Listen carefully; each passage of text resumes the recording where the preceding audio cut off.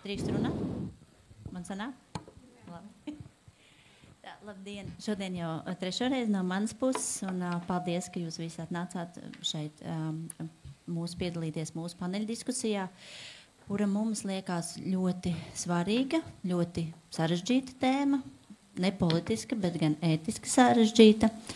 Un droši vien šī būs viena no tām diskusijām, kurai nebūs pareizās un nepareizās atbildes un nebūs pareizie un nepareizie lēmumi. Un es ļoti ceru, ka mēs varēsim maksimāli visi un pēc iespējas vairāk piesaistīties diskusijā, pateikt savu viedokli, dalīties savās pārdomās un ka tas nebūs tāds mūsu monologs, bet mūsu visu auglīga saruna. Mans vārds ir dr. Madara Rauzenbaka, es esmu bērnu slimnīcas reto slimību daktare un arī viens no šīm tēmas, kā saka, ierosinātāji ar mērķi atrast varbūt tās robežas vai vismaz dzirdēt, kādām tām robežām idejiski vajadzētu būt. Šodien es esmu kopā ar kolēģi psiholoģi. Varētu lūdzu stādīties varbūt viss pēc kārtas priekšā. Paldies. Jā, labdien. Esmu Gunita Skalder-Darmudas, esmu klīniskais un veselības psihologs ikdienā, un esmu arī uzaicināta šeit kopā vadīt diskusiju, jo arī man ir kāds stāsts, kas principā arī ved šajās sajūtās par pacienta un kā tuvinieku lomā saskarsmē ar retu slimību. Labdien visiem! Mani sauc Sanita Siņica, esmu gan Latvijas Reto slimību alianses valdes locekle, gan arī mamma bērnam ar retu slimību. Līdz ar to es pārstāvēšu pacienta balsi, pacienta viedokli šajā diskusijā. Labdien, mani sauc Sofija Tomas, es esmu māsa, ārsta palīgs un uz dotu momentu pildu paliatīvas aprūpes dienesta vadītājas pienākumus. Un es arī vienu no tiem, kuri ierosināju šo sarunu. Ar Madaru kopā mums sanāca tāda maza laba diskusija. Es domāju, šodien mēs arī visi kopīgi ļoti veiksmīgi parunāsim. Nē. Jūs varat rakstīt savu vietu. Jūs dzirdat mani? Paldies. Mani sauc Vija Sīle, es pārstāvu tagad jauno organizāciju, kuru reklamēja profesors Petersons. 30 gadus es strādāju humanitāro zinātņu katedrā, tagad mūs pievienoja sociālo zinātņu fakultātei. Bet mēs vienalga strādājam ar veselības aprūpes bloku, kaut gan strukturāli vairs it kā nepiedaram pie humanitārām zinātnēm. Es neesmu gluži specializējusies tikai uz medicīnas ētiku, bet ar dažādu sugu un veidu ētiku esmu nodarbojusies ilgstoši medicīnas ētiku tā skaitā.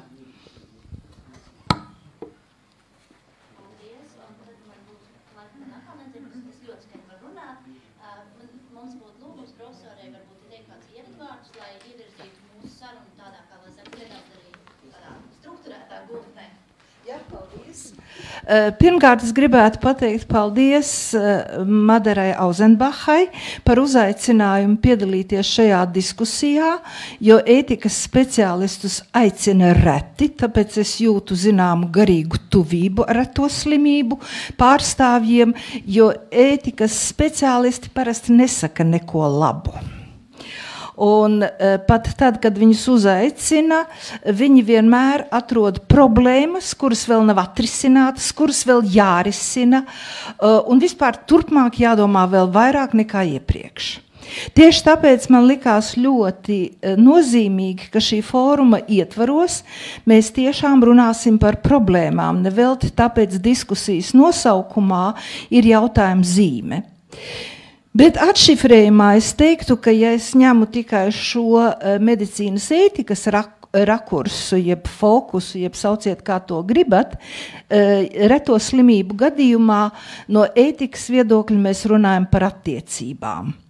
Un, protams, ka šīs attiecības nav ne vienkāršas, ne patīkamas, bet, un tie ir divi a priori uzstādījumi, empātija ir obligāts pienākums veselības aprūpes profesionālim. Bet jautājums ir, par kādu empātiju ir runa, lai pats profesionāls sevi nepazudinātu. Tieši tāpēc, tīri jēdzieniski, empātija ir iejušanās otra cilvēka gan dzīves, gan slimības situācijā, bet ne tikai iejušanās. Tās ir arī emocijas un darbība, un emociju un darbību kombinācija. Saprotot to, ka tas nav tikai viens aspekts, tad empātija sevī jau uzreiz ietver 3 darbības. Būt klāt, lai piedalītos, tas ir apzināties savu līdzdalību šī otra cilvēka dzīves notikumā, jeb šajā gadījumā slimības notikumā, jautāt, lai saprastu, jo ir ļoti grūti pieņemt, un pirmā reakcija uz reto saslimšanu ir noliegums. Nevar būt, bet psiholoģijas speciālists to var pateikt precīzāk. Un trešā izpausme empātijai - klausīties, lai sadzirdētu. Klausīties jau mēs klausamies, bet vai mēs sadzirdam? Ko tas nozīmē empātija kopumā? Ja profesionālim tas ir pienākums laba darīšanas principa ietvaros, tad visiem pārējiem tas nav pienākums. Bet reto slimību gadījumā iesaistīti ir daudz un dažādi cilvēki, par to mazliet vēlāk, bet vispirms par 2 empātijas veidiem. Emocionālā empātija spēja just citu piedzīvoto kā savu, bet neidentificēties. Tomēr saglabājot sevi, un tas ir pašdisciplīnas jautājums. Nav vienkārši, bet pašaizsardzības nolūkos nepieciešami. Un kognitīvā empātija spēja saprast otru cilvēku. Pat ja mēs dzirdam vai mēs saprotam, tas nav viens un tas pats. Līdz tam brīdim, kamēr mēs aktīvi iekļaujamies šajā līdzdalībā cilvēka situācijā, vienmēr tomēr paliek neliela distance, kā skatiens no malas, lai šīs emocionālās empātijas komponente tiešām nepārietu savā pretstatā, nekļūtu destruktīva attiecībā pret mums pašiem. Un tas ir tāds, emocionālās disciplīnas jautājums. Un savukārt ir 2 periodi, kas attiecību ziņā principiāli atšķirās. Tad, kad diagnozes vēl nav, tad veidojas šis 3 stūris ārsta, pacienta un ģimenes locekļa attiecībās, kur attiecību raksturu nosaka slimība. Un ja tā ir slimība, tad kāds jūsuprāt varētu būt attiecību raksturs? Sakiet skaļi, lai es dzirdu. Tāds? Protams, ka tas ir lielākoties ļoti sāpīgs ar emocionālās komponentes prevalēšanu. Bet tas var būt ļoti ilgstoši, un kā es uzzināju no Auzenbachas kundzes uzstāšanās, tas var būt līdz pat 4 gadiem. Es pareizi saku? Nē, un daudz vairāk. Pieņemsim vidējo lielumu. Ja? Tātad ilgstošu periodu šajās attiecībās var valdīt emocionāla neskaidrība, destrukcija, pārāk dziļa emocionalitāte. Vai tas palīdz no attiecību viedokļa? Jūs jau laimīgi kratat galvu? Protams, nē. Bet tas ir līdz diagnozes uzstādīšanai. Paskatāmies, kas notiek pēc diagnozes uzstādīšanas. Šeit parādās šajās attiecībās daudz vairāk iesaistīto. Jau minētie 3 ārsts, pacients un ģimenes loceklis, tam vēl pievienojās aprūpes māsa, un lai arī uz pacientu centrētā veselības aprūpē pacients un viņa slimība ir centrā, šī 5 stūra galvgalī noteikti ir valsts. Jo tas, ko es dzirdēju fóruma sākuma daļā, tas ir, ka ir labāk nekā ir bijis, bet tas nenozīmē, ka arī būs labāk. Jo tas, kas šobrīd ir no medicīnas ētikas skatījuma viedokļa, ekonomiskie faktori prevalē par visiem citiem, psiholoģiskajiem, ētiskajiem un pārējiem.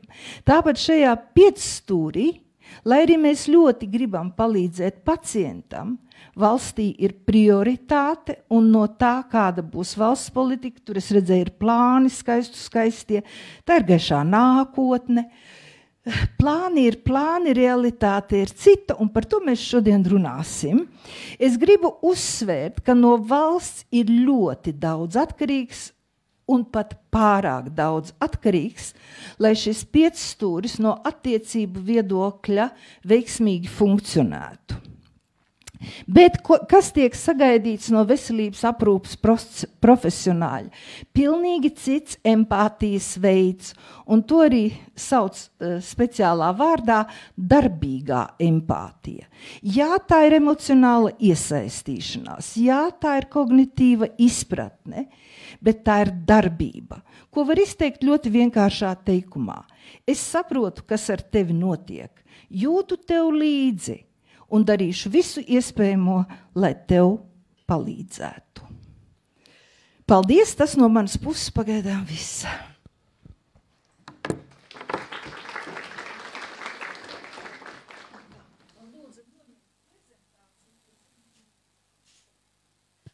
Paldies profesorai par ievadvārdiem mūsu diskusijai, un arī mēs mēģināsim pie kaut kādas struktūras šodien pieturēties, un skaidrs ir tas, ka mums ir šis te, kā saka, ilgais ceļš kāpās līdz tai diagnozei, un tad vēl ilgāks ceļš kāpās ar to diagnozu. Un droši vien, ka mums būtu jāparunā par visiem tiem stāvokļiem, kuros mēs esam bijuši vai būsim. Tad viens no tiem ir noteikti šis te līdz diagnozes noteikšanas brīdim, kā mēs jūtamies, kur mēs ejam, kā jūtās pacients, kā jūtās ārsts, vai ārstam ir tā kā dziļi vienalga, kādam pacientam iet, un viņš tik sūta no kabineta uz kabinetu, vai pacientam ir jāvelk robežas. Es nezinu, varbūt es varu jums Gunita lūk kādu vārdu pateikt, kā jūs domājat.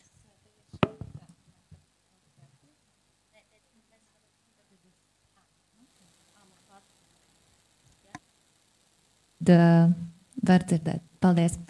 Brīnišķīgi. Nu, lūk, tad, lai uzsākt arī šo diskusiju, un Madara jau daudz arī pateica, bet mans tāds pirmais uzstādījums un ideja vispār, ko tad nozīmē šī retā diagnoze, un kāds tad ir, precīzāk, kāds ir ceļš līdz šai retajai diagnozei, ar ko saskaras pacienti, ar ko saskaras speciālisti, arī piedzīvojot šo te neziņu, varbūt kaut kādu bezspēcības sajūtu.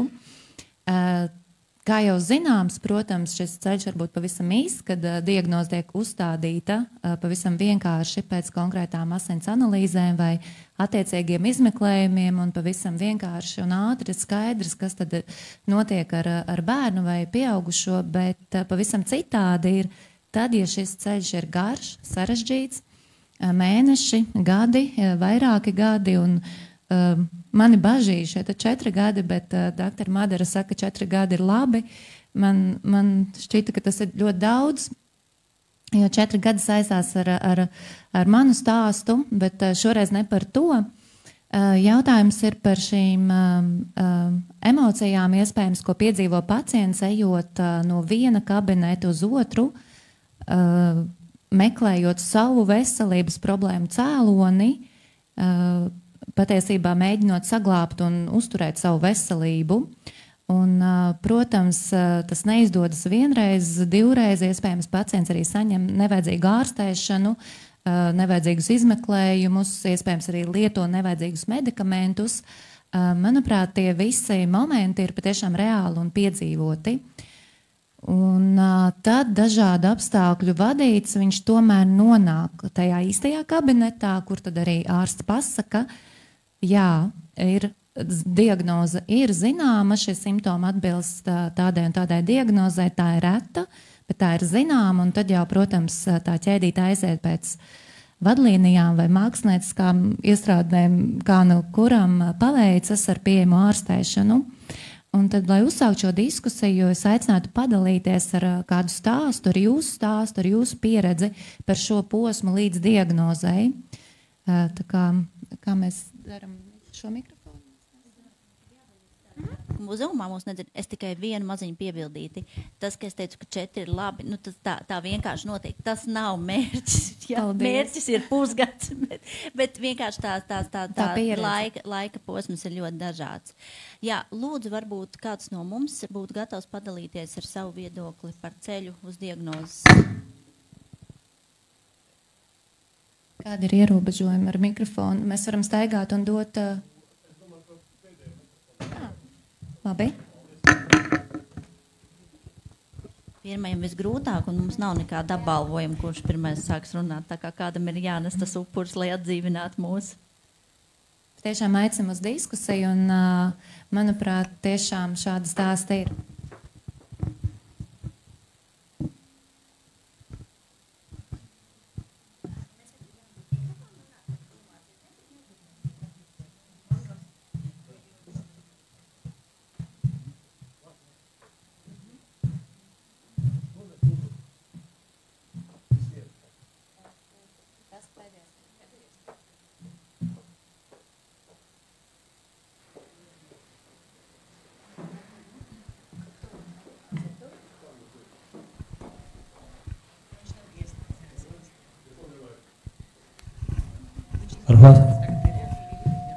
Nu, manā gadījumā tas ir veiksmes stāsts, jo manai meitiņai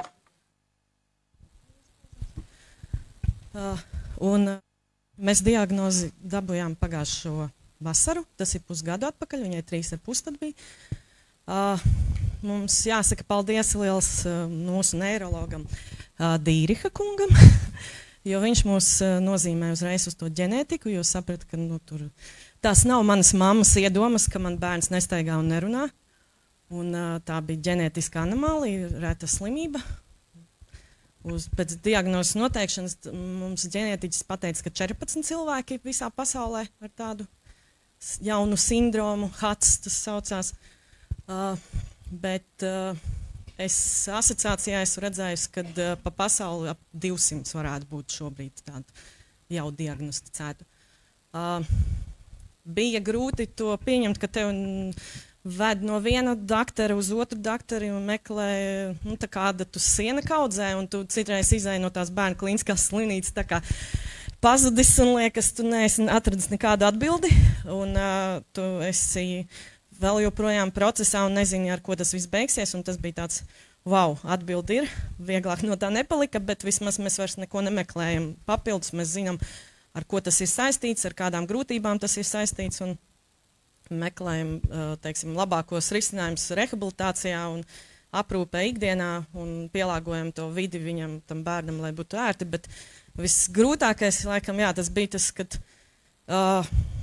pasaka cilvēki no malas, kas pat tevi nepazīst, ka bērns nestaigā, ko es tur esmu savā galvā iedomājusies, tūlīt sāks skriet, tūlīt sāks runāt, un pat bērndārzā, kur viņa gāja parastajā bērndārzā, viņai tieši to pašu teica, ka ko jūs tur ar viņu ņematies, neviens ar viņu taču neņemsies.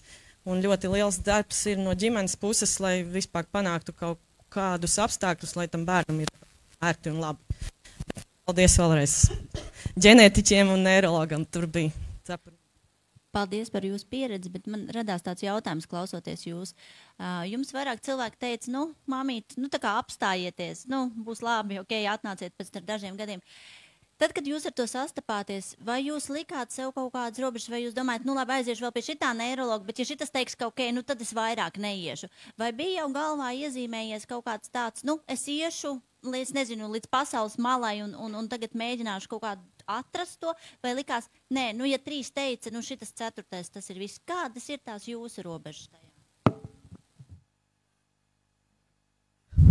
bija tas moments, ka bija arī tās analīzes, pieņemsim, jo mums gāja gastroenterologs, endokrinologs, visas asins analīzes, hormoni, kas tur tik nebija.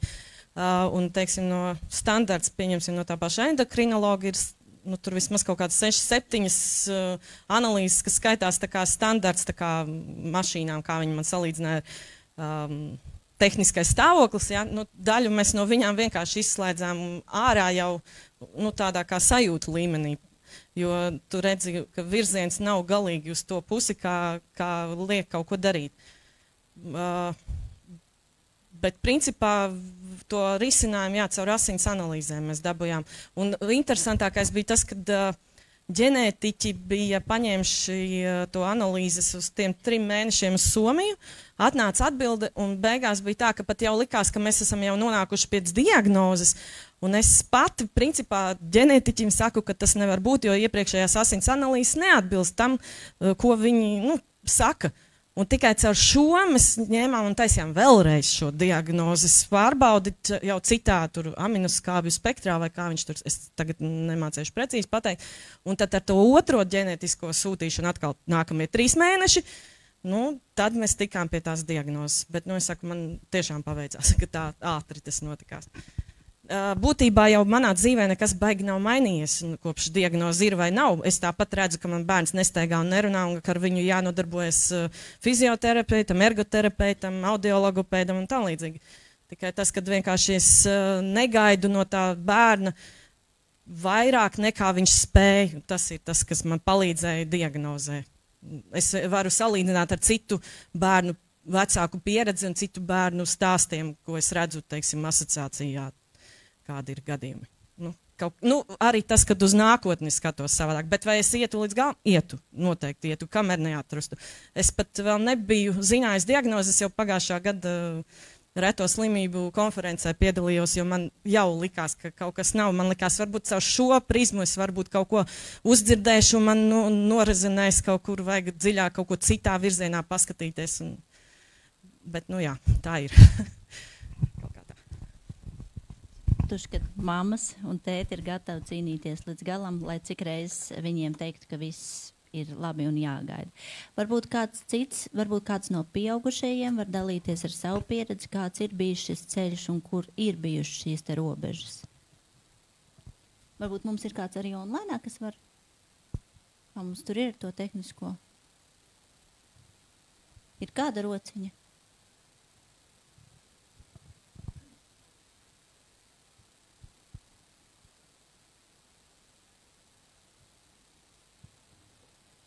Droši vien ar to diagnozēm ir tā, ka tie ceļi patiesībā jau mums visiem ir bijuši diezgan līdzīgi. Diezgan garš ceļš, diezgan daudz cilvēki, pie kuriem ir jāvēršās, un diezgan dažādas arī attieksmes. Šajā ceļā uz diagnozi mēs parasti mēdzam runāt tikai par to pacientu skatījumu, par to, kā jūtās pacients, ka viņam visu laiku saka nē, tas nav. Varbūt iesaka vēl arī apmeklēt psihiatru, jo sūdzības ir par daudz un maz ticams, ka viņas ir kombinētas. Bet kā ir ar ārsta pusi, kā ir ar medicīnas aprūpas personāla pusi? Jautājums, cik tālu ārstam būtu jāmeklē šīs diagnozes un cik ļoti viņam ir jāiesaistās šajā. Mani kolēģi laikam ir kādā citā sesijā, bet es kā jauna studenta atceros savu kolēģi doktoru Krūmiņu, kas vienmēr teica tā, viņa vadāja, es atvainojos par izteicienu, bet taisnība, urīna burciņas pa visām konferencēm, kur tik mēs braucām, jo mēs, nav noslēpums, valsts esam tieši tik nabadzīgi, cik mēs esam. Un viņa tik ļoti vēlējās šiem saviem pacientiem palīdzēt, ka viņi gāja un vārdu tiešām nozīmē ubagoja pie ārzemju kolēģiem un teica, lūdzu paņemiet, tikai šim pacientam uztaisiet bez maksas, lai šo diagnozi arī īstenībā varētu atrast. Un tie patiešām bija grūti laiki, un es no ārsta viedokļa varu teikt, ka tas ir grūti ne tikai pacientam, bet arī ārstam, ka tu gadiem. Labi, es, protams, zinu, ka ārsti ir visādi, pacienti ir visādi, un tas nav droši vien šīs dienas tēma, bet ka tu gadiem skaties pacientam acīs, tu gadiem viņu satiec, un tu joprojām esi turpat nekur. Jūs dzirdējāt arī doktora Lāča šodien stāstīja, ka ir pat pacienti, kuriem 32 gadi apaļi pagājuši, ja, līdz diagnozei. Līdz ar to šis ceļš ir garš, un viņš noteikti nogurdina un izsmeļ visus, un arī palielina šo te attiecību piecstūra šķobīšanos nākotnē. Jūs skatījos, profesori bija uzzīmējis tādu ļoti vienādu malu to trīsstūri, ja? Bet kā tur ir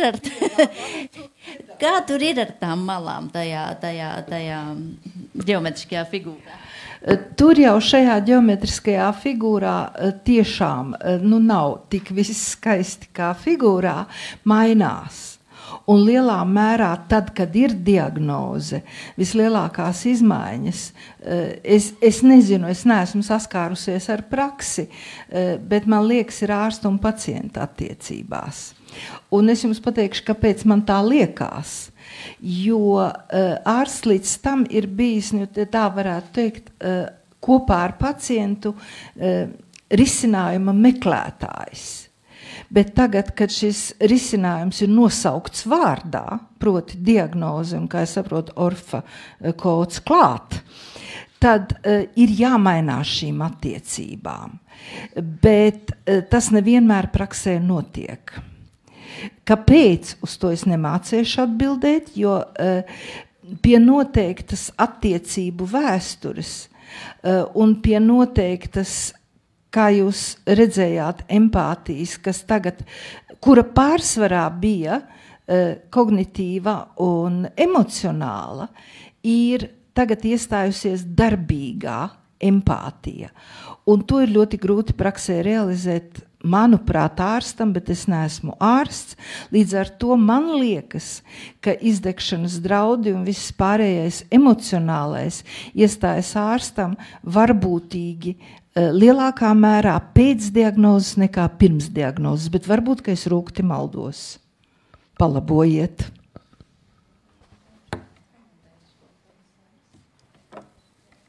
Par ārstiem un izdegšanām un ārstu robežām. Es gatavojos uz šo platformu un domāju, kā tad ir ar tiem ārstiem izdedzējiem un kā vispār ir. Redzi, mēs esam pieraduši runāt par šīm te mūsu un pacientu attiecībām, un ko es varu teikt, ka ārsti ir dažādi. Viens ārsts mums iedod telefonu numuru, mēs viņu varam satikt 24/7, otrs ārsts saka reizi mēnesī un ne ātrāk un ne biežāk. Kādas tad ir šis te, tāpēc es prasīju par to attiecību, kurā brīdī tās attiecības sašķobās un tas kļūst nestabilāks. Jo viens ir skaidrs, ka pacientam vajag savu ārstu un pēc iespējas labākajā kvalitātē. Bet kurā gadījumā ārsts ir tajā labākajā kvalitātē? Es šajā diskusijā, tā kā priekšā vienu no ārstiem, un es noteikti neesmu labs piemērs, jo es esmu no ārstiem iesaistītajiem. Es vienmēr apsveicu dzimšanas dienās, ja atceros. Ja kādu neesmu apsveikusi, atvainojos, bet es neeju uz dzimšanas dienām, man ir savas robežas. Es neņemu bērnus pa krustbērniem. Kaut kur es viņus tomēr novelku.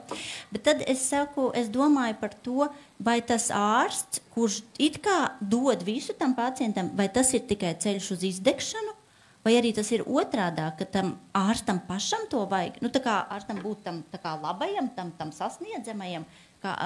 Es lasīju, ka, es nezinu, kurš var to oponēt, bet īstu altruistu nesot. Ja? Kad arī ārsti ir egoisti patiesībā, un tie varbūt, kas ir tie vienmēr sasniedzamie, viņiem ir tas atbalsts, tā kā, redzi, kāds es biju labs, kāds es biju sirsnīgs, un tieši tas viņus pasargā no izdegšanas. Vai tā nevarētu būt? Varētu būt, un es gribētu lietot Hansa Seljē apzīmējumu altruiskais egoisms. Es izdaru otram labu, un es patīku arī sev. Ja, tāpēc nevajadzētu baidīties ārstam no sava egoisma, jo jebkurš ārsts grib būt, ja mēs skatāmies no profesionālās ideoloģijas viedokļa, labs speciālists. Bet labs speciālists viņš ir tikai tādā gadījumā, ja viņš dara labu. Un ir jāpatīk pašam sev, ja es daru labu. Ja? Jūs mani pavadinājāt uz ļoti ķecerīgu domu, man bankas arī sūta apsveikumus. Vai kredītiestādes?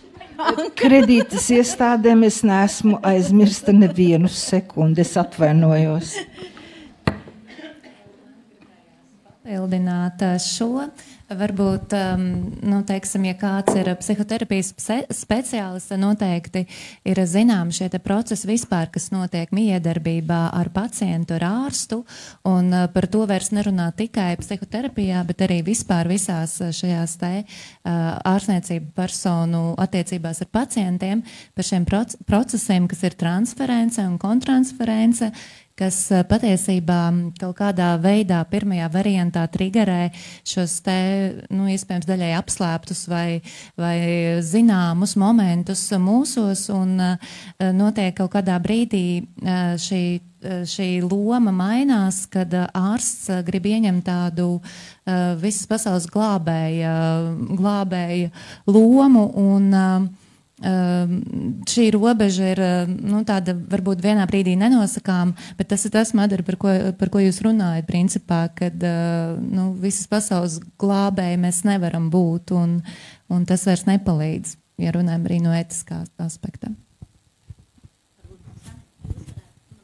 Tas mikrofons, bet es ceru, ka man dzird. Nu, tad varbūt no tā pacienta māmas viedokļa, nu, kad to ārstu vajag un kad viņš, nu, vai tas ir labāks ārsts, kurš ir psājams, vai nav labāks, vai kas ir vajadzīgs pacientam? Kad tas ārsts sāk kļūt par daudz, ja? Es domājot par robežām, protams, man ir arī sava pieredze, jo manam dēliņam šobrīd ir 5 gadi, mēs diagnozi dabūjām 3,5 gados, līdz ar to mūsu ceļš ir aptuveni 3,5 gadus ilgs, un mēs arī skaitāmies veiksmes stāsts, kas ātri dabūja diagnozi.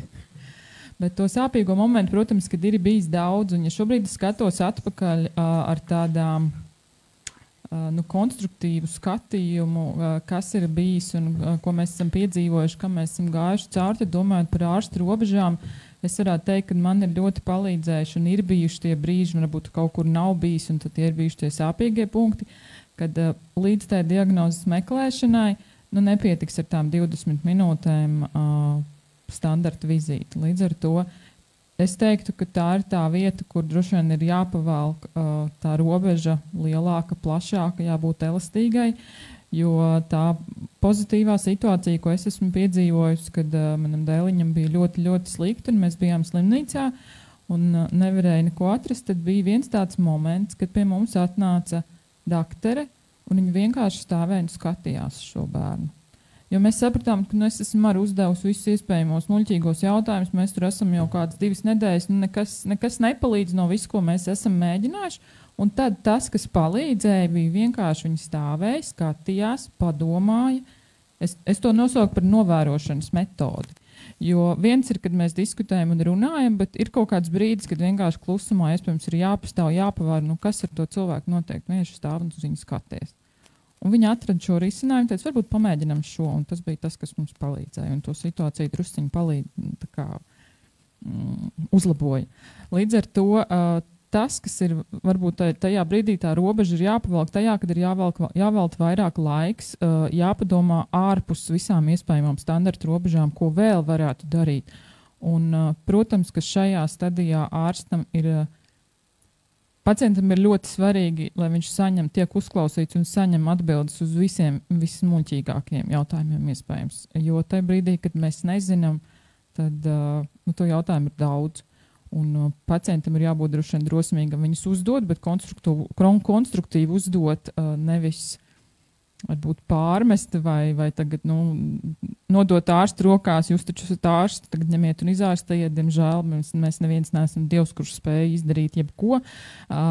Mēs arī šodien varam fórumā salīdzināt situāciju, kad ir situācija, mums pietrūkst krēslu, mēs aizējām viņus atnesam, mēs mazliet paciešamies, pastāvam kājās, un es domāju, ka medicīnā tas ir tas pats arī no pacienta puses ir mazliet jāpagaida, varbūt jāsaprot, ka šobrīd tās analīzes ir jāpagaida, vai varbūt viņas uzreiz nevar uztaisīt.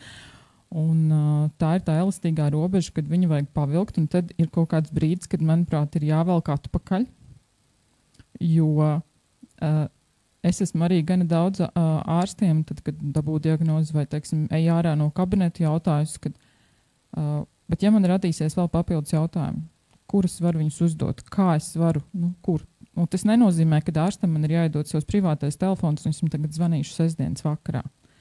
Iespējams, ka tā ir tā robeža, kad man vienkārši ir nepieciešama šī drošības sajūta, kad es zinu, ka tad, kad man aiziešu mājās un man es apstrādāšu šo informāciju, sapratīšu, kad es pusi vēl no gribētā vai nu nedzirdēju vai neuzdevu, man ir šī iespēja atgriezties, un tā nav nākamā vizīte pēc pusgada, kur man ir jāpierakstās, kad es varēšu izvilkt savu lapiņu, kur būs jau 3 A4 lapas sarakstīts ar visiem jautājumiem. Tad tas ir tas, kad kurā brīdī es varu viņus uzdot, bet droši vien ne sestdienas vakarā. Vai tas ir e-pasts, vai tas ir telefons, kuros brīžos, kādā formā, un es aicinātu arī pacientus būt cilvēciskā un tādā pieklājīgā formā, domājot par ārstu, kurš arī ir cilvēks, kuram ir darba laiks, un uzdot šos jautājumus, domāt, kad un kā ko uzdot, un būt mazliet pacietīgiem. Jautājums arī diskusijas dalībniekiem, kas ir ieradušies šeit, varbūt padalīties ar to, kas jums ir palīdzējis no jūsu ārsta puses, kāda ir bijusi tā palīdzība, ko ārsts jums ir pateicis, un nevienmēr varbūt tas ir tāds fundamentāls, nevienmēr šis tiešām personīgais telefona numurs, bet kas jums ir palīdzējis?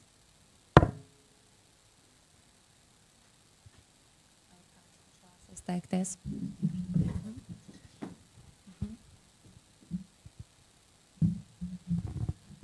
Vai šeit ir pacienti?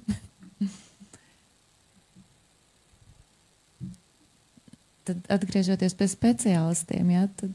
Es vēl, klausījos, ko Sanita runā, un es tad iedomājos, varbūt tādu provokatīvu jautājumu, bet šoreiz tā kā mēģinot iekāpt tajās Sanitas kurpēs, ja, un klausoties tajā stāstā, man ir paveicies, es esmu tajā otrā pusē, kurai zvana tajā sestdienā, ja, un tā, bet ja es mēģinu iekāpt jūsu kurpēs, kas arī, zināmā mērā, šīs diskusijas mērķis, kad mēs paskatāmies uz otru pusi, vai tas ir tā kā, tas mans bērns ir slims, vai es esmu slima, ja?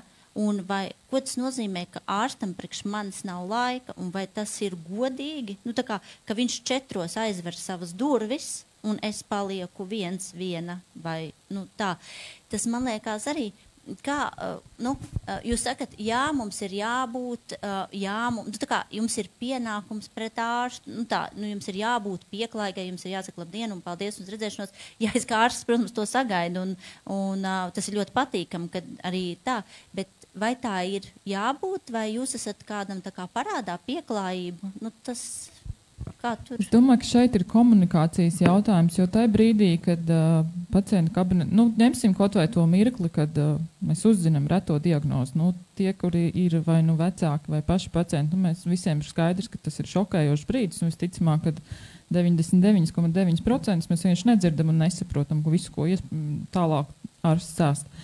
Līdz ar to tas jautājums ir par to, kā mēs vienojamies un kā mēs komunicējam par to, kas tad notiks tālāk. Pēc 4:00, ja ir ārkārtas situācija, mēs zinām, ka vienmēr ir pieejama neatliekamā medicīniskā palīdzība. Mēs zinām, ka ir pieejama ģimenes ārsta konsultatīvie telefoni. Ir dažādas alternatīvas tajā brīdī, kad ārstam ir brīvdiena, atvaļinājums vai jebkas. Un svarīgi ir vienoties par tiem noteikumiem, kas tad un kā mēs darām tālāk. Jā, ārsts saprot, ka pacientam būs jautājums, saprot, ka būs varbūt kaut kādas krīzes situācijas, ka tu nezini, kā rīkoties. Tad ārsts droši vien arī tajā brīdī, kā speciālists un profesionāls, var pateikt, ja būs apmēram tāda situācija, tu vari vērsties tur. Ja tā ir vienkāršāka situācija, tad varbūt mazliet pagaidi, līdz tai pirmdienai nekas nenotiks. Mums vienmēr ir, un gal galā mums vienmēr ir pieejama neatliekamā medicīniskā palīdzība. Neatkarīgi no ārstējošā ārsta. Jā, paldies, Sani. Tas ir tā patīkami. Es vienkārši domāju, varbūt, kad mēs kāds arī domājam pretēji, ka tas tā kā mums ir arī komentārs tā kā no attālinātajiem klausītājiem. Tātad mūsu ģimenē bērnam noteica diagnozi gandrīz 3 gadu laikā. Nomainījām 3 neirologus, bet beigās doktoram Strautmanim radās aizdomu un nosūtīja uz analīzēm.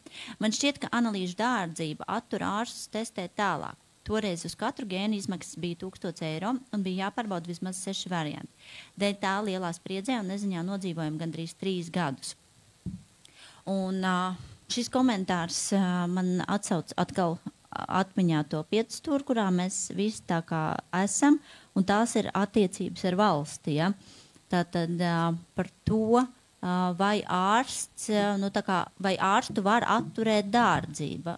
Principā ārstam nebūtu jādomā par to, cik kas maksā. Ārstam ir kaut kādas spējas vai nespējas to veikt, kaut kāda likumdošana vai kaut kas, kas viņu ierobežo, bet ārsta darba pienākumos neietilp domāt, cik tas maksā, ja tas ir tīri fiziski iespējams. Un es nezinu, varbūt, kad mums arī klausītāji būtu ar mieru pati izteikties, tā kā, lai es neasociētu no rakstītā, bet katrā ziņā tam, kam tā nevajadzētu notikt, priekš tam mums ir ministrijas, NVD, kas tās naudas dala un tā.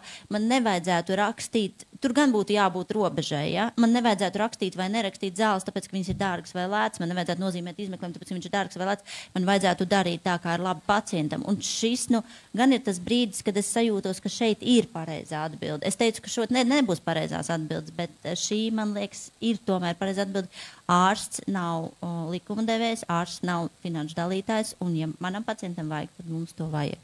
Es nezinu, vai es uztveru jūsu domu pareizi, man varbūt nostraumēs, ja jums kāds komentārs, vai jūs esat arī gatavs vai gatavi pieslēgties un izteikt skaļi šo viedokli. Vai par šo varbūt, kā ir ar tiem izmeklējumiem un tām robežām, kas ir ar to valsti, teiksim, cik ārstam vajadzētu domāt, jo no otras puses, sakal, man droši vien, ka kāds no jums šobrīd gribētu pateikt, kas tad tu esi, ja ne valsts, jo valsts esam mēs visi, un ja ārsts nedomā par valsti, kurš tad domās, vai gribās kādam par šo nokomentēt? Mums tāds, laikam, nelabs tas modelis, mēs tā rindās apsēdušies, vajadzēja droši vien kādu apeli vai kaut ko tādu. Tad es tā klusi, Sofija mums sēž tā malā un klusi netiek pie vārda, jo tur, kur es esmu, ir grūti vienmēr tikt pie vārda. Tad varbūt es palūkšu, es vienmēr tā egocentriski ārsts un pacients, bet nav jau attiecībās medicīna un pacients tikai ārsts. Tur ir vēl ļoti daudz cilvēku. Un tad varbūt mēs varētu no aprūpas māsas viedokļa saprast, kādas ir tās robežas.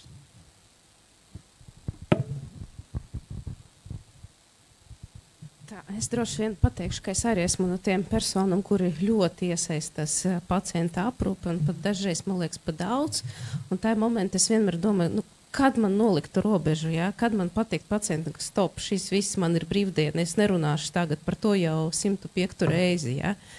Tas ir grūti, un viens no manas tādiem motivējušiem varbūt ir, ka mēs tomēr esam ārsti, māsas, ārstu palīgi un viss cits medicīnas pārstāvjies. Ja? Un tas nav vienkārši, kā, es nezinu, celtniekam aiziet, uzbūvēt māju, un viņš aizmirst par to, jā. Mums ir dvēseli, un mums tā līdzjūtība, viņa jābūt visu laiku iekšā, jā.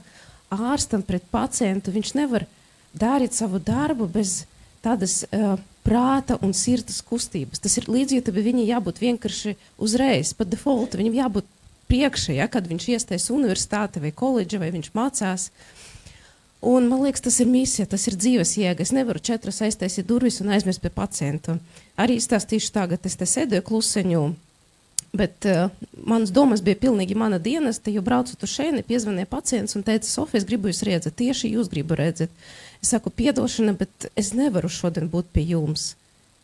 Un tad atkal tāda neērta situācija, tu esi vainīgs bišķiņ, tev gribas kaut kā labas izdarīt, tu esi pilnīgi pārliecināta, ka kolēģi ir tāpat profesionāli kā tu, un tu viņam uzticies, bet, diemžēl, izveidojas tā laba saite, tā laba komunikācija ar to pacientu.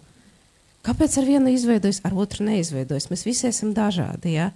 Un tā momenta tu saprast, nolikt robežu, man liekas, medikiem ir ļoti grūti, un visu laiku tu ar tādu iekšēju dilēmu runā ar sevi, mēģini saprast, kas arī dod ļoti un prasa daudz enerģijas, arī izstāstīt pacientam, kādi ir tie notiekumi, kad drīkst zvanīt ārstam, kad nedrīkst zvanīt ārsta vai māsa. Ja?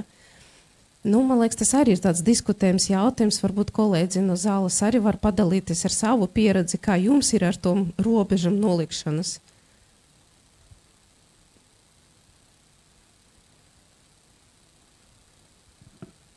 Ja.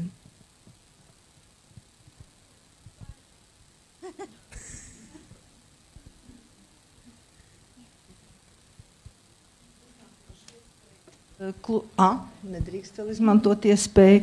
Izmantošu iespēju klusuma brīdim un pateikt, ka žēlsirdība pazudina. Profesionālim ir jābūt empātiskam, un žēlsirdība ir bez robežām, ar izteiktu emocionālo komponenti, bet profesionālim ir empātija emocionālā, nešaubīgi piesaistīšanās notiek, bet arī šī jau pieminētā kognitīvā empātija un visbeidzot darbīgā empātija, jo vienā brīdī mēs žēlojot vairs nespējam būt pietiekami racionāli, bet jāpieņem ir racionāli lēmumi, kas nevienmēr ir ar pluszīmi. Es atļaušos būt didaktiska tādā nozīmē, ka veselības aprūpe ir dubulta efekta princips, ka ir gan pozitīvās, gan negatīvās sekas vienlaicīgi. Un, ja profesionāls ir darbīgi empātisks, tās būs ar lielāku varbūtību pozitīvas sekas, bet žēlsirdības gadījumā mēs faktiski uz viena emocionālā viļņa varam arī sev dabūt negatīvās sekas. Jo, ja mēs sākumā runājām par to izdegšanu, tad žēlsirdības gadījumā tā ir garantēta. Klausos, domāju, tā es it kā par to strādāšanu, tā man jāprast Gunitē laikam, jo man tā vienmēr liekas, ka tam pacientam ar mani ir jābūt, es nezinu, nebūs pareizais termins, bet tā saucamai drošai piesaistē, kad viņš zina, kad viņš pie manis jūtās kā mājās, ka viņš var atnākt ar savu bēdu un tā tālāk un tā joprojām, un ka tas veicina labu šo te sadarbību, uzticību un faktiski retās slimībās. Tas īsti nav nekad stāsts par izārstēšanos, bet noteikti iespējami labāko rezultātu mēs varam sasniegt, ja mums ir savstarpēji uzticēšanās, ja pacients nejūtās atstumts, ja pacienta vecāks nejūtās atstumts, gal beigās pacienta vecvecāks nejūtās atstumts, bet kā tad tagad būt? Tā kā tu nedrīksti būt žēlsirdīgs, tu nedrīksti veidot piesaisti, bet te pašā laikā tu gribi, lai tam pacientam ir labi. Jā, brīnišķīgs jautājums. Protams, runa iet par ļoti labu terapeitisko aliansi, kas ir principā priekšnosacījums labai ārstēšanai, labiem panākumiem, labam slimības iznākumam. Tas, ko dr. Madara raksturoja, šī labā terapeitiskā alianse, bet ko tad tas arī patiesībā nozīmē? Tas noteikti nozīmē arī to, ka arī šajā labajā terapeitiskajā aliansē ir jābūt kaut kādām šīm te robežām. Un noteikti, kad katram arī kā pacientam, es arī kā tuvinieks varu vairāk raksturot tās sajūtas, cik patīkami tev ir būt sadzirdētam, uzklausītam un sajust to, ka tu rūpi tam speciālistam, jā, un tas ir ļoti svarīgi un tā drošības sajūta, jo patiesībā tā ievainojamība, pacienta ievainojamība, kad viņš ir šis te pacients, tā ļoti tāda neizmērojama, tur ļoti daudz emocijas, jā, gan sākumā noliegums, gan nepieņemšana un vispār iespējams arī nevēlme iesaistīties tajā ārstēšanā. Un iespējams arī tas varbūt saistīts ar daudz tādiem izaicinājumiem, ar dažādām manipulācijām, jā, kas varbūt arī nav patīkams.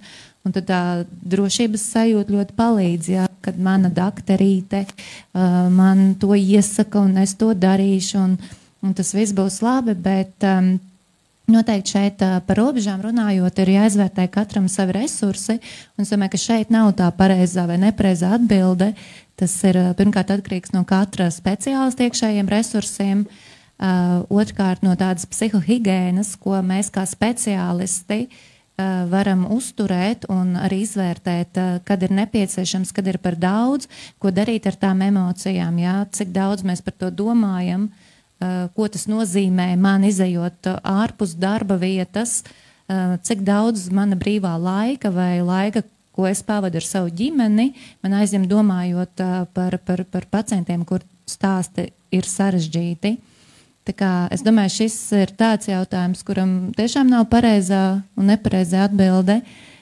Ļoti būtiski ir katra resursi, Un ļoti būtiski ir, protams, pacientam, kad viņam ir šī labā dakterīte, un arī kurai var arī uzrakstīt, kad vajag, un tā sajūta ir ļoti patīkama, bet noteikti tādai labai terapeitiskai aliansei, tas rāmis varētu būt arī savstarpēji vienojoties, ko tad nozīmē šī komunikācija, un varbūt arī dodot šo telefonu numuru, tad vienoties, kad zvanām, kad nezvanām un kā mēs to izmantojam, lai saglabātu šīs robežas un noturētu.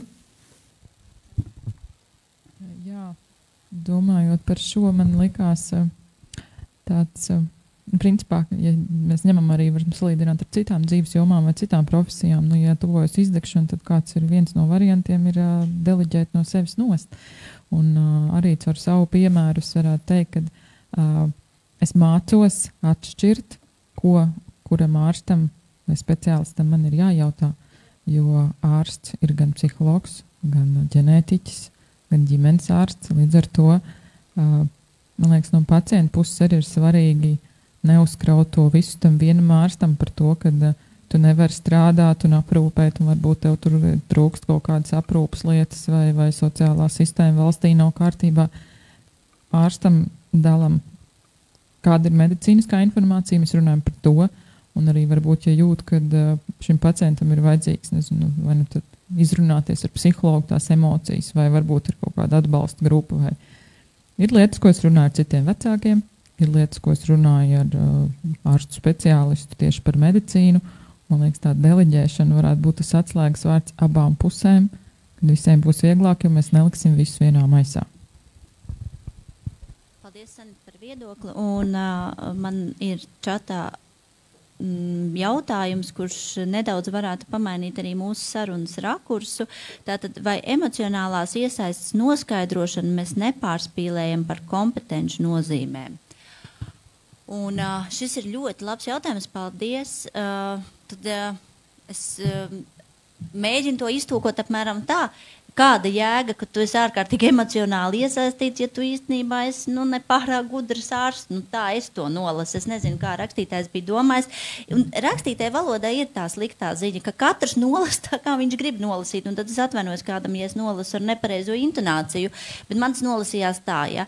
Un tas ir ārkārtīgi svarīgs jautājums. Jā, kāda jēga būt ārkārtīgi emocionāli iesaistītam, ja tev trūkst kompetences konkrētajā. Un šis ir brīnišķīgs jautājums, ko mēs gatavojoties diskusijai arī nebijām apdomājuši savā starpā.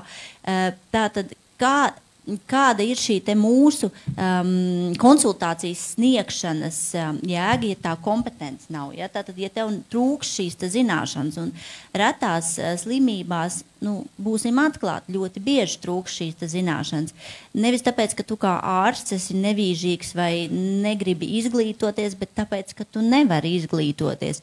Un tad šeit arī par, tā kā Sanita runāja, kad mums ir dažādi veidu ārsti, bet tad arī vai kaut kādā brīdī terapeits nepilda vienkārši psihologa funkcijas, tāpēc, ka mums nav šo te kompetenci, ja? Mums nav šo te pietiekam daudz šīs izglītības par šīm te, un tā palīdzība pacientam tajā brīdī ir pastāvēt blakus, noglaudīt galvu, jo tīri tev trūkst zināšanas to izdarīt. Bet atkal no otras puses, redz, te vajadzētu ļoti kādu, kas man oponē, jo, kā jau es atzinos grēkā, ka es esmu emocionāli iesaistīties, man liekas, jo tu mazāk vari tīri fiziski tam pacientam palīdzēt, jo tev mazāk ir tās zāles, tad labāk vismaz, ka tu esi emocionāli atvērts, nekā ka tu esi emocionāli aizvērts, ja.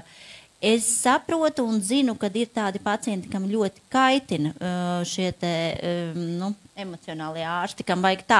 Labdien, izdariet šitās zāles, paldies uz redzēšanos. Es zinu, ka ir tādi pacienti un tādu nav mazums.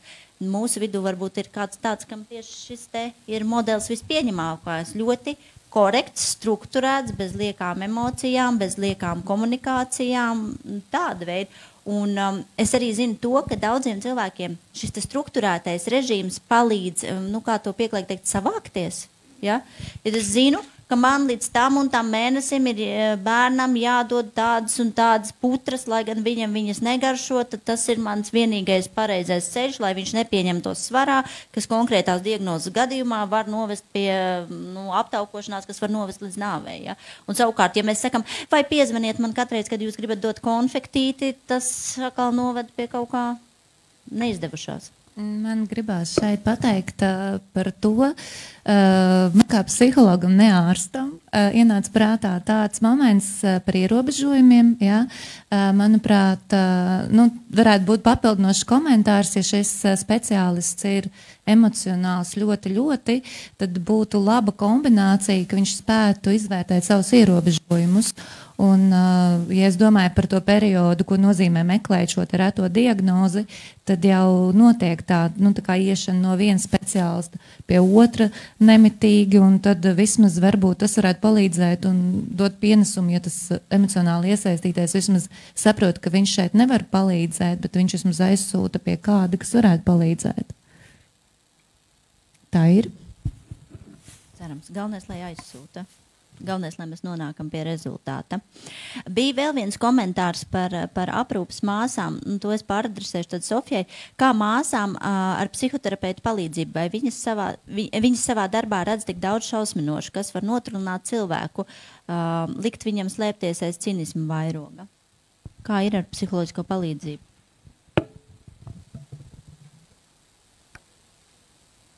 Dzirdat?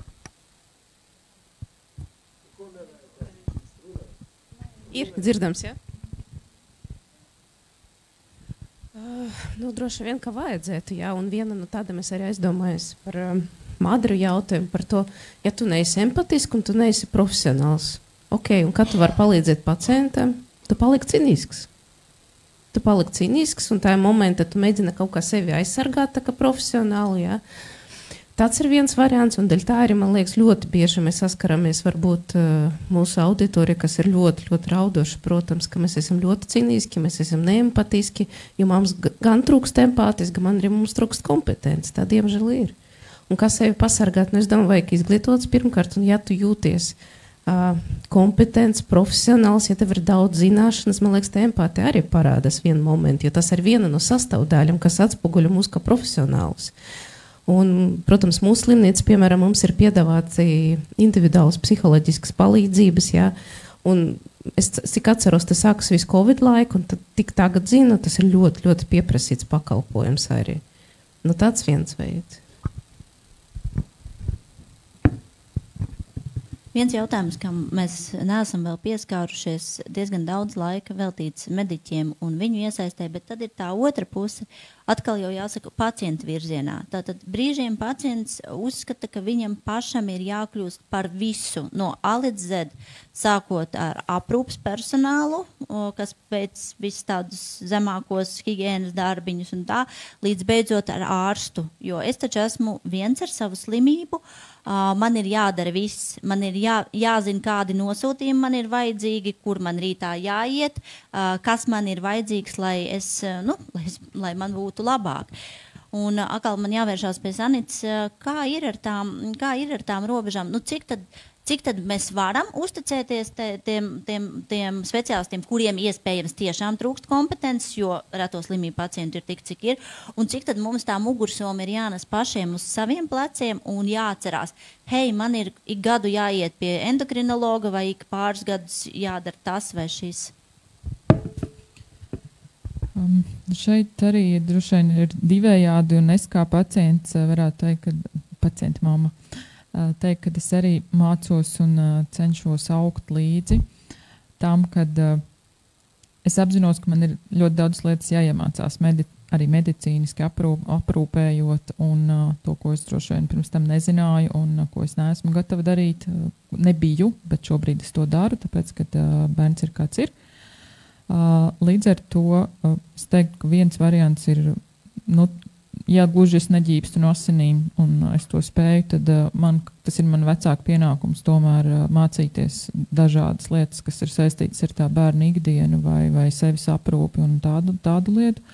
Bet tā pašā laikā es paturu prātā, kad ārsts tomēr ir profesionālis un gala lēmumu par to, piemēram, kas man ir nepieciešams un kas ir atkal jādara, es atstāju ārsta ziņā. Un es pat reizēm pēdējā laikā es jau pat palieku priecīgi, kad es varu aiziet un nezināt, kas man ir jādara. Doktor, kas man ir jādara, uz kurien man ir jāiet? Lūdzu, pasakiet man priekšā.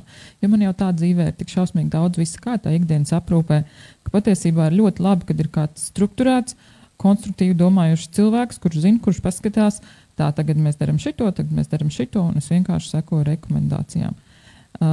Jā, sākumā ir tā lieta, ka tev ir jātur tā roka uz pulsa, bet man šķiet, te varētu būt tas labais vidusceļš, ka tu atrodi to ārstu, ar ko ir tā labā saikne, tu uzticies, bet tu nepārkāp arī kaut kādas robežas, paļaujies, kad viņš zinās, tu pajautā un tu saņems kompetenci atbildi par punktiem, kas ir jādara un kā.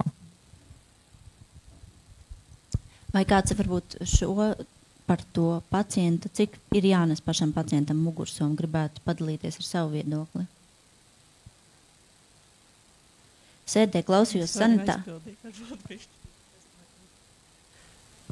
Ir. Superīgi. Man meitu tikko šodien redzējāt, satikāt viena daļa, viņa arī esat klātesošajiem, esat satikuši arī kā ārstu profesionāļi. Diagnoze osteogenēzes imperfekta.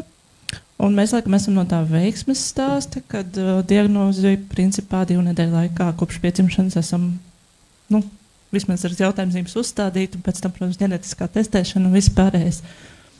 Un šobrīd ir tā, ka man šķiet, ka kas mūsu gadījumā trūkst, ir kaut kāda, tomēr, starpdisciplināra pieeja tam visam, jo viena lieta mēs aizējam pie ķirurga, viņš dara pa savu tēmu, mēs aizējam pie fizioterapeita, viņš dara pa savu tēmu, endokrinologs pa savu, un man tomēr ir jābūt tam, kurš to visu savāc kopā un saliek tā čupiņā. Nav mūsu gadījumā, ir ģimenes ārsts, pie kuras vēršos, kad ir visādi citas lietas, bet tomēr trūkst tā viena kaut kāda kopsaucēja, kas palīdzētu, arī man šo visu. Ja sanāk, ka tomēr man ir jātur roku uz pulsu un jāzina, kurā brīdī viņai jāiet pie endokrinologa, kurā mums ir jāiet pie ķirurga un kurā brīdī, ir jādara lietas. Savukārt par, atgriežoties iepriekš par to ārsti iesaisti, tad mums ir ļoti, ļoti paveicies. Mums ir vienmēr visi ārsti, ar ko ir bijusi komunikācija. Man ir bijis šis ārsta telefons, un tas vienmēr bijusi ar, no manas puses ar nosacījumu, ka es zvanu tikai tad, ja viss ir brūkumi gāžās, un arī ārsti zināja, ka ja es zvanu, tad ir problēma, jo visā citādi mēs risinām paši. Man liekas, ka šis varbūt nav tas sliktākais modelis, protams, respektējot darba dienas brīvdienas, lai gan, protams, ja ir kaut kāda galīgā krīze, tad nācās zvanīties sestdienā vai sūtīt ziņu, ka kur ir problēma. Līdz ar to ir tomēr arī pašiem pacientiem un pacientu pārstāvjiem komunikācijā jāspēj rast tas vidusceļš, acīm redzot. Varbūt vēl kāds grib kaut ko pateikt. Paldies, ka padalījāties, kamēr klātesošie domā. Es iestarpināšu mazo reklāmas pauzīti neapmaksāto. Ja attiecībā uz bērniem, priekš tam ir reto slimību koordinācijas centrs, ja mēs darām visu, cenšamies vismaz, nezinu, vai vienmēr sanāk, kad mēs liekam tās puzlītes kopā. Ja to ārstu ir daudz, tad mēs vienmēr cenšamies palīdzēt salikt kopā, bet varbūt pamēģiniet. Bet varbūt kāds pieredzes vēl stāsts, un paldies, ka jūs mums pastāstījāt. Es tagad skatos uz profesoru Silu un gribās pamest jūs šausmīgi zem riteņa un domāju, vajag vai nevajag. Ziniet, kā es tā jauna, bet diezgan laba atmiņa. Es sāku mācīties tad, kad viss bija diezgan skaidri saprotams. Profesors ķirurgs ienāk, pēd, māsiņai aiz muguras stāv ar dvielīti, pasniedz profesoram ķirurgam, ja? Profesors jau pensijā, bet ļoti cienījams. Pacients, kā saka, pieceļās, kad profesors ienāk, ja? Tagad mēs dzīvojam tādā citā pasaulē, ja? Mums nav šī subordinācija vairs tā izteikti, ja? Ārsta ar rezidentiem un māsiņām ēd pie viena galda, pacients saka, man nozīmējiet tādas analīzes, ārsts saka, labi, tad būs tā. Kā ir ar šo mūsdienu pasauli, kad šī gadu desmitiem skaidri noteiktā hierarhija, un kas nav bijusi tikai, kā saka, kā padomu laiku, bet kas ir bijusi jau vēsturiski izveidosies, ja? Nevelti ārstkungs, ja, pats smalkākais viesis, kas var mājā ierasties, ja, un bērnus sapucē katreiz. Kā tagad ir, kad mēs visi tā kā esam vienā plaknē? Vai tas ir potenciāli uzlabojošs ārstniecības process, vai graujošs? Vai abas puses no tā iegūst, vai viņas zaudē? Kā ir ar šo te, ka mēs esam zaudējuši šo pakāpienu? Nu, viss ir sabrucis. Nu, nav pakāpienu vairs. Jo man ļoti patika tas, ka reto slimību gadījumā ir izaudzis, sapumpurojies nevalstisko organizāciju tīkls. Un pateicoties nevalstisko organizāciju tīklam, ne tikai reto slimību gadījumā, ir izveidojusies jauna horizontālā struktūra. Pacients ir ieguvis lielāku līdzvērtības statusu blakus profesionālim. Protams, atšķirības saglabājas, jo profesionālim ir šīs speciālās medicīniskās zināšanas, bet mēs runājam par attieksmi. Un, protams, ka es cienu ārstu kā profesionāli, jo es esmu lais, jeb citiem vārdiem sakot, cilvēks bez profesionālām zināšanām. Bet es viņu cienu ne tikai par viņa kompetenci, zināšanām, prasmēm un iemaņām, bet arī par attieksmi. Un ja viņš manī kā pacientā neredz līdzvērtīgu cilvēku, tad kāpēc man pret viņu būtu jāizturās kā pret līdzvērtīgu? Un tad iestājās tas, kas ir mūsdienu apstākļos patērnieciska attieksme. Es sāku lietot ārstu, un es to māku. Un līdz ar to šis te ārsta statusa un oriola izpausme, tā ir pagātne. Pat tad, ja hierarhiskā struktūra tīri no medicīnas profesionāļu statusa saglabājās, protams, ka tur hierarhija nav sabrukusi, bet mēs ņemam šo ārsta pacienta attiecību līmeni, tad līdzvērtīgs ar līdzvērtīgu var sarunāt labāk un rezultāts būs, varbūt te labāks nekā tad, visu cieņu ārstu kungs, bet ārstu kungs man saka visu cieņu pacienta kundze. Pārējiem diskusijas dalībniekiem es varu uzdot līdzīgu jautājumu, kā ir ar to, jo, kad pacients ir pilntiesīgs lēmumu pieņēmējs, kad mēs ļaujam iesaistīties, apspriežam, un jā, mēs, kā saka, šī kāpne vairs nav, un visi mēs esam vienā platformā. Kuras puses ir ieguvēji, un kas no tā zaudē, vai beigās ieguvēji ir visi, kad šīs robežas ir nograutas?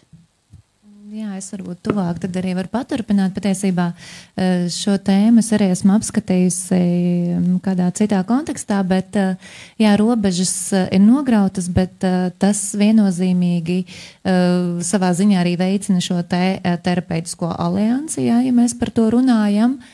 Bet, protams, runājot par tām robežām, tur vēl ir ļoti daudz, kas iesaistīts, jo patiesībā patiešām mēs dzīvojam patērētāju sabiedrībā un ārstniecības pakalpojums ir pakalpojums, ja? Un arī tā ir liela problēma, kaut gan ārsti nav uzņēmēji, viņi nav uzņēmēji darbības veicēji tādā kontekstā, bet sabiedrība šodien, liela daļa tā domā un tā saprot. Un tas ir viens tāds aspekts, un otrs aspekts, ka protams, arī pacienti ir gudri un lieto Google un paši atnāk ar savu diagnozi, un viņiem var vispār nederēt tā diagnoze, ko piedāvā ārsts. Un patiesībā viņi varbūt arī tik pārliecināti par savām prasmēm medicīnā, ja, ka tiešām šajā gadījumā devalvē ārstu, devalvē šo te profesionālo darbību. Līdz ar to tas ir atkal tāds otrs grāvis, ja, kurā var iekrist.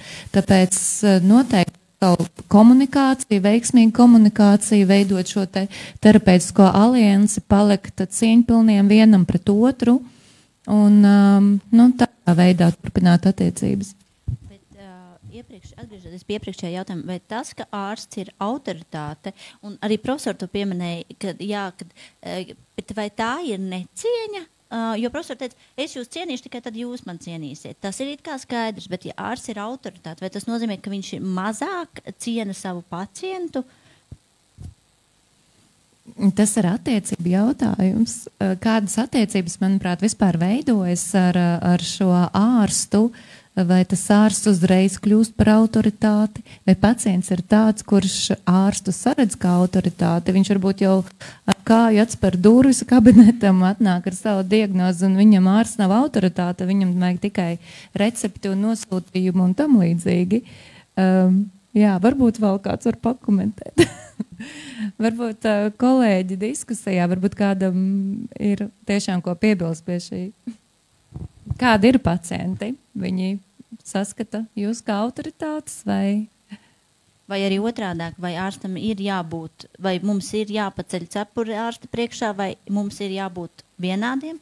Vai profesori, jūs teicat, ka tās kāpnes ir sabrukušas, viņš ir sabrukuši uz visiem laikiem? Nu gan jautājums. Viņas ir sabrukašas vertikālā virzienā, nu kā jau kāpnes, jā, bet tas nenozīmē, ka horizontālā plaksnē viss ir sabrucis. Ja ārsts savas kompetences ietvaros man ir pieņemams, gan ar attieksmi, gan ar visu nosaukto iepriekš, viņš ir mana autoritāte. Protams, nekas nav sabrucis, bet viņa status automātiski to nenosaka. Tas izriet no mūsu savstarpējo attiecību pieredzes un ārstniecības rezultāta. Un tad, bet tas ir process. Šeit par rezultātu, tik neglābjami nav, bet tas drīzāk ir individuāls attiecību variants. Mēs nevaram runāt par to kā par stingru tendenci, jā? Bet vertikāli ir sabrukusi. Tempļa nav.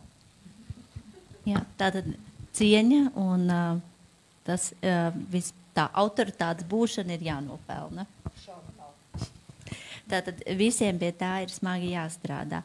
Nu, un vēl es skatos, ka mums tas laiks, lai kā gribētos, ka tā diskusija ir bezgalīga, tuvojās noslēgumam, un tad es pajautāšu mūsu klātesošajai autorei, vai ir kāds pēdējais vārds, vai pirmais gluži otrādi, kur jūs mums gribētu teikt?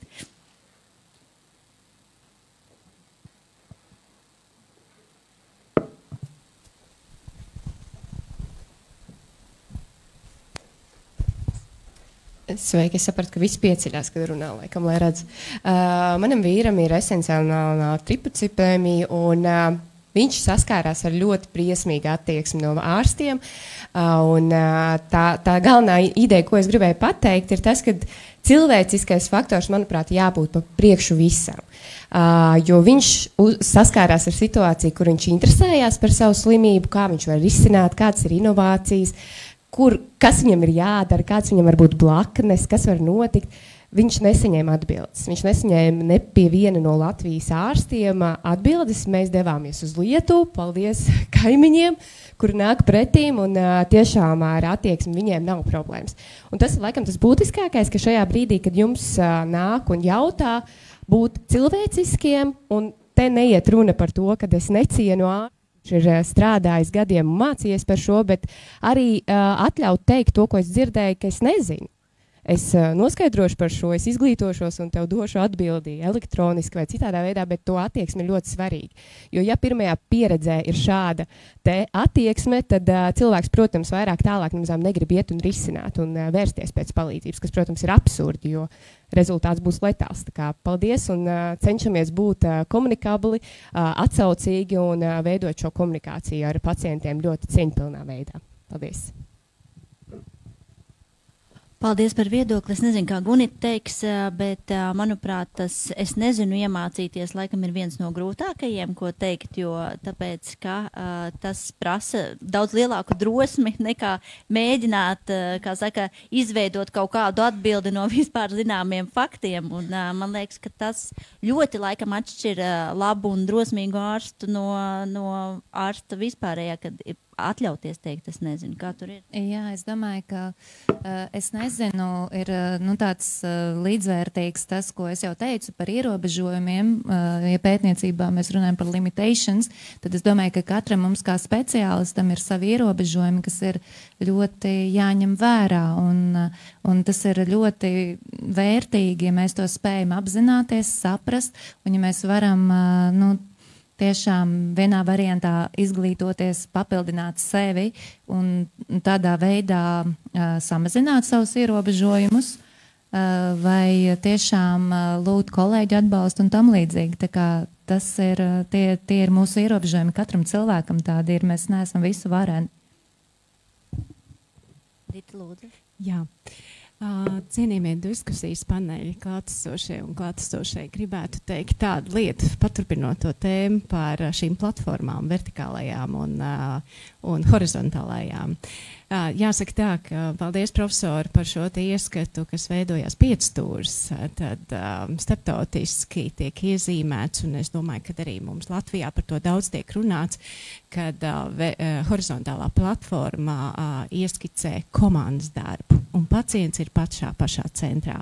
Un es domāju, to, ko es arī šodien sadzirdēju, es domāju, ka tas ir mērķis, uz ko mēs varam tiekties un sasniegt, kad pacients mums ir pašā viducī, un mēs komandu pie pleca esam tie, kas atbalstam pacientus. Paldies!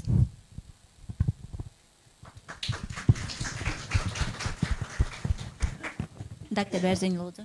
Iedosiet mikrofonu. Teikt to, ka man liekas, ka šeit ir novākušās ārkārtīgi spēcīgas mammas, jo tā pieņemšanā, kā jau psihologs saka, iziet vairākas stadijas, un cik liela iespēja šīm mamām ir saņemt šo psiholoģisko atbalstu. Cik es saprotu, reto slimību kabinetā tās ir 10 nodarbības gadā. Ja, jo es arī strādāju retajiem pacientiem, ja, un šī psiholoģiskā pieņemšana ir ļoti grūta, es domāju. Kā ir ar šo komandas darbu? Jā, šobrīd Reto slimību centrā ir šīs psihologa vizītes nodrošināts. Nav tik ļoti stingri ierobežots uz šīm 10 reizēm, ka mēs varētu teikt, ka tur neviena. Atkarībā no situācijas psihologs piemēro šo te.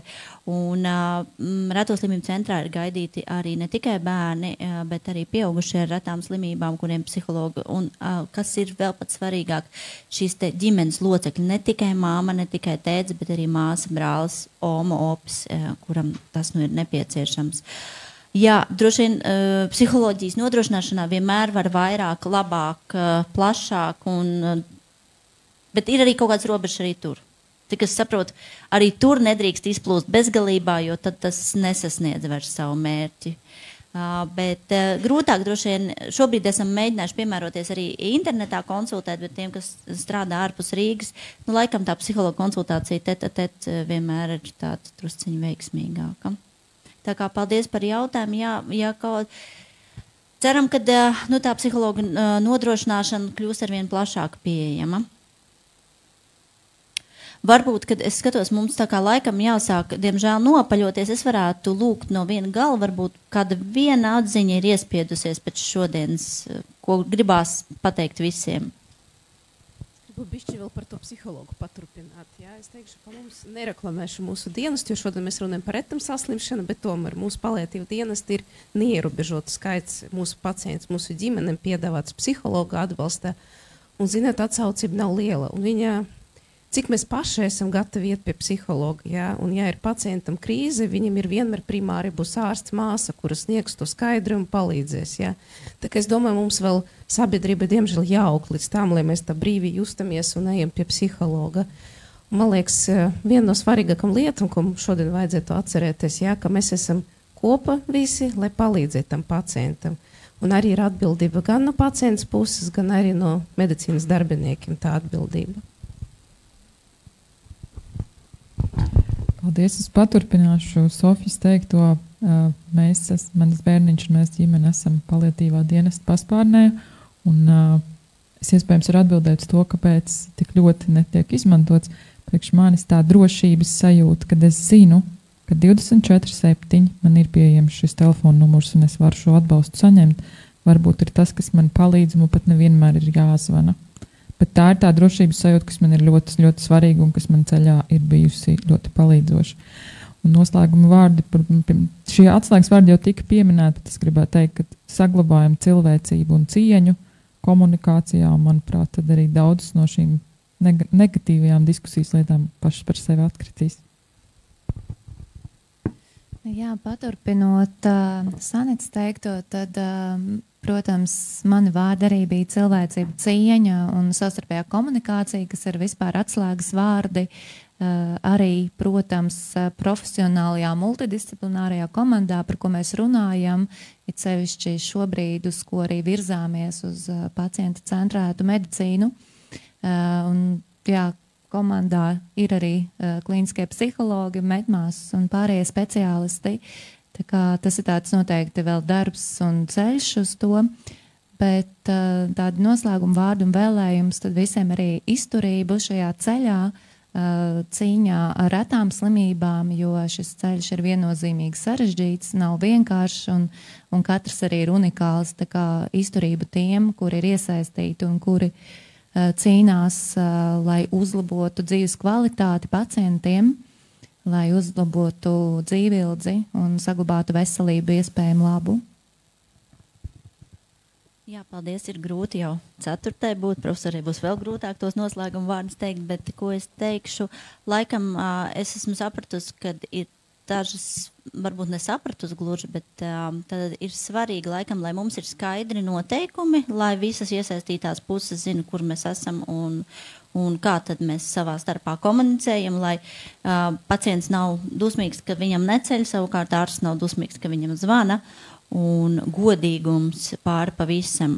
Gan to es dzirdēju no fóruma dalībnieces, ja, par to, ka ja ārsts nezina, viņš nezina, ja ārsts nav kompetents, viņš nav kompetents, ja viņš ir kompetents, viņš ir kompetents. Un visvairāk, laikam, man no visa patika, ka cieņa ir jānopelna, un trepes ir sabrukušas, un visiem ir jābūt kopā vienā komandā. Profesor, lūdzu jums. Paldies! Es klausījos vecākos un arī jūsu vīra situācijā, un patiesībā secinājums ir viens. Visi, kas cīnās par saviem mīļajiem, ir apbrēnas vērti, jo viņiem ir drosme, pacietība un spēks. Paldies!